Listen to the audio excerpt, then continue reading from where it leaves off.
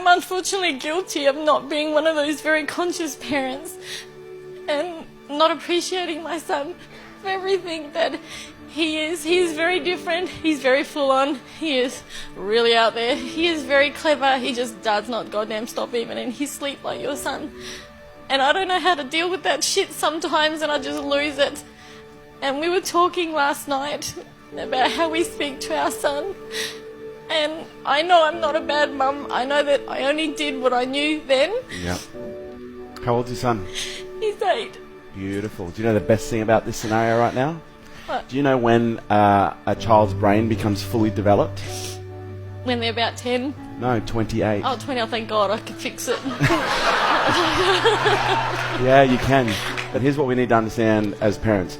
Kids are loud, they're messy, they're all over the place, they're intense, and that's how kids are supposed to be. Kids aren't supposed to be well behaved. They're supposed to basically come into this world and flail their arms and find out where the boundaries are. That's what kids do. And our job as parents is to allow them to find those boundaries safely. And sometimes it's hard because what kids do is they come into this world and they behave in ways that press our buttons because we see so much of ourselves, you know, in those children. What our kids need more than anything else is they need to learn how to regulate. Most of you who don't know how to regulate is because your parents never demonstrated it to you. Because when a child is having a meltdown, what do most parents typically say? Stop it. Just stop it. For God's sake, stop it. Go to your room. I'm sick of hearing you carrying on. Whereas what a child needs in those moments is a nice, calm parent in the midst of a shitstorm is just to get down on one knee and grab them and bring them in and just hold them and say, it's going to be okay. Just breathe. Just breathe. A child can feel the quality of your presence. And if you're just being with a child, but you're not present with a child, they will literally behave in all sorts of abstract ways because all they want is to feel your presence. Because every time you get pissed off, they may not get the form of presence that they want, but they get the energy. They get the connection. It might be a fit of rage, it creates more pain, but there's a part of them that goes, oh, finally, I'm connected. We need to understand when a child is upset, they just need to be shown how to regulate.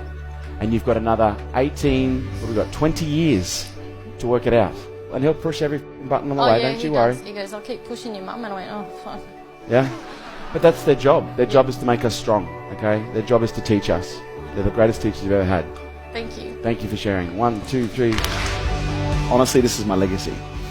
And there would be no greater gesture that you can do than to hand this down to the next generation. Show your kids how to regulate and demonstrate to them what calm looks like in the midst of a storm. But I do think parents need to understand the responsibility that is involved with bringing up a child. You've got to ask yourself the question, you know, what kind of a world are we trying to create here? The more you work on your personal issues, the less chance you have of transferring it onto them, you know, and them having to deal with it. Pass down wisdom, not wounds. The greatest opportunity our kids have is by learning through the best example that we can give them. Our species really is dependent right now on a new generation of thought leaders coming through who are healthy, who are happy, who are balanced, who can look at things in a more conscious way and make better decisions than some of the decisions we're making right now collectively. I look at my business, I look at everything else, and he's my greatest legacy. I don't see myself leaving behind money. I'm leaving behind this incredible human being that if I condition, support, train and coach properly, he's going to be able to create and affect 10 times the change that I have in my lifetime.